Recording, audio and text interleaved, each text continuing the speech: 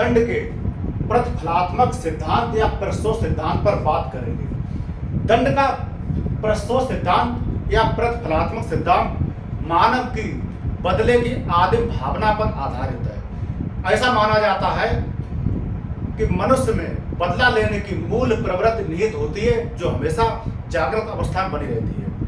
यदि किसी व्यक्ति के साथ कुछ भी गलत किया जाए या कोई व्यक्ति किसी व्यक्ति के साथ जो गलत करता है और जिस व्यक्ति के साथ गलत हुआ है वो गलत करने वाले व्यक्ति के प्रति, अपराध करने वाले व्यक्ति के प्रति बदले की भावना रखता है, उससे बदला लेने का प्रयास करता है। और यह सिद्धांत इसी बात पर आधारित है और इसकी मूल प्रेरणा है खून के बदले खून,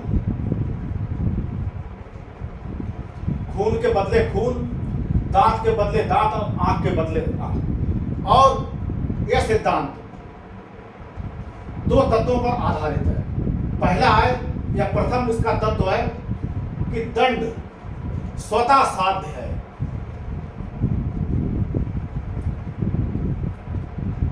स्वतः साध्य का अर्थ है कि दंड देने की प्रक्रिया अपने आप में ही स्वतः साध्य है।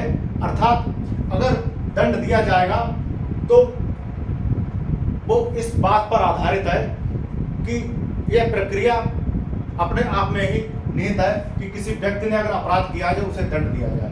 और दूसरा इसका तत्व है या द्वितीय तत्व है, अपराधी को दंड अवश्य मिलना चाहिए, जिससे भविष्य में समाज या अपराधी को लाभ हो या ना हो। और यह बुराई के बदले बुराई, बुराई के बदले बुराई की भावना पर आधारित है। और दंड के प्रस्तुत सिद्धांत की जो अवधारणा प्राचीन काल से ही जारी है। हालांकि आधुनिक समय में इस अवधारणा या इसका व्यवहारिक उपयोग काफी कम हो गया है। और इस व्यवस्था का समर्थन भारत में जो राजनीतिक दार्शनिक हुए जैसे चाणक्य, इसके अलावा अन्य जो राजनीतिक दार्शनिक हुए उन्होंने इस व्यवस्था का समर्थन किया है। इसके अलावा संयुक्त राज्य अमेरिका के भूतपूर्व मुख्य न्यायाधीश डगलस ने भी इस सिद्धांत का समर्थन किया है।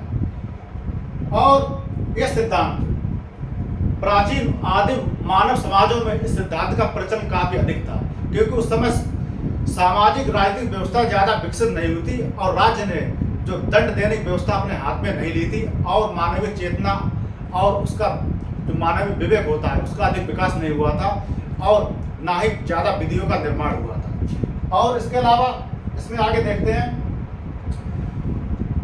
जो प्रतिफलात्मक सिद्धांत है, प्रस्तुत सिद्धांत है, जिसने अपराध किया है उस अपराधी के विरुद्ध होता है। और विरुद्ध होने के साथ साथ एक अपराधी के लिए निषेधात्मक पुरस्कार होता है।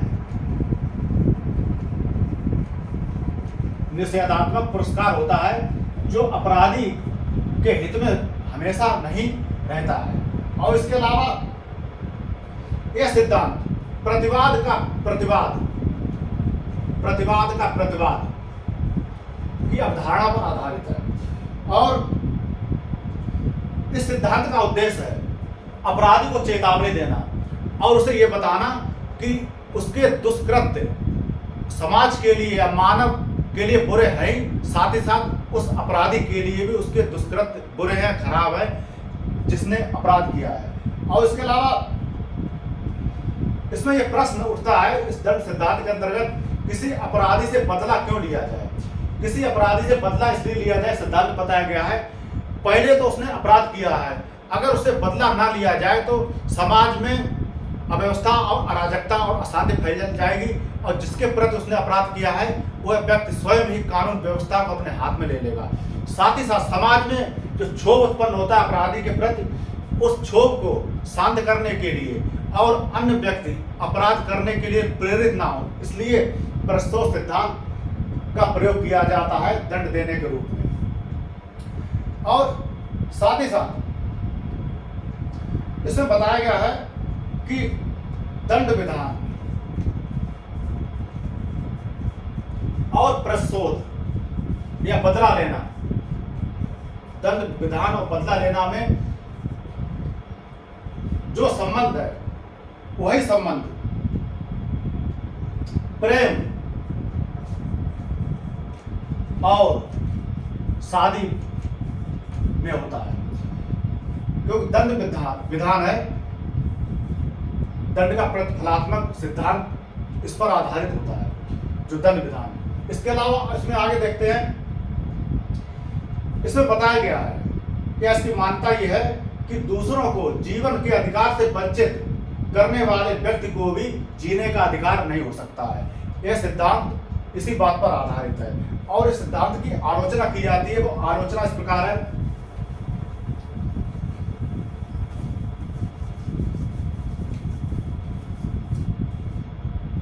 यह सिद्धांत मानवीय गरिमा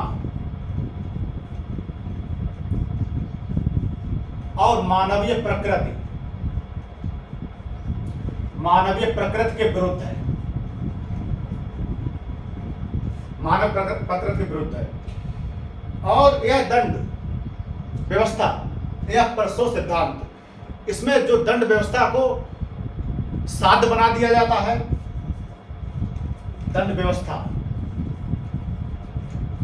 साध्य बना दिया जाता है, और जिस मानव को दंड या अपराधी को दंड दिया जाता है उसे साधन बना दिया जाता है। जबकि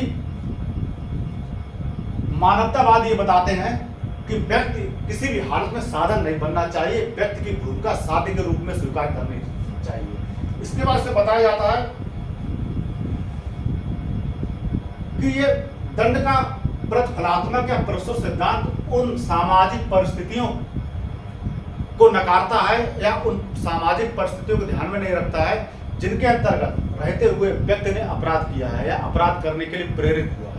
और इसकी आगे आलोचना की जाती है कि सिद्धांत के अनुसार यह निश्चय करना कठिन है कि अपराधी ने किन परिस्थितियों में कैसा अपराध किया जाए और उसने कैसा अपराध किया है, और उस अपराध करने के संदर्भ में दंड देने की प्रकृति है और अपराध का अनुपात है, उसका निर्धारण कैसे किया जाए। अर्थात इसमें अपराधी को दंड देने की जो प्रकृति है उसका अनुपात और अपराधी ने क्या अपराध किया है उसकी सापेक्षिकता का इस सिद्धांत के अंतर्गत निर्धारण नहीं किया जा सकता है और व्यक्ति को या अपराधी को दंड दिया जाता है।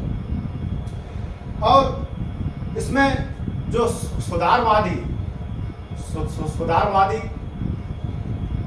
विचारक हैं वो सिद्धांत की तीखी आलोचना करते हैं और ये बताते हैं कि अगर व्यक्ति को राज्य ने जीवन नहीं दिया है तो उस व्यक्ति का जीवन छीनने का अधिकार भी राज्य को नहीं है। तो ये तो दंड का प्रतिफलात्मक या परसो सिद्धांत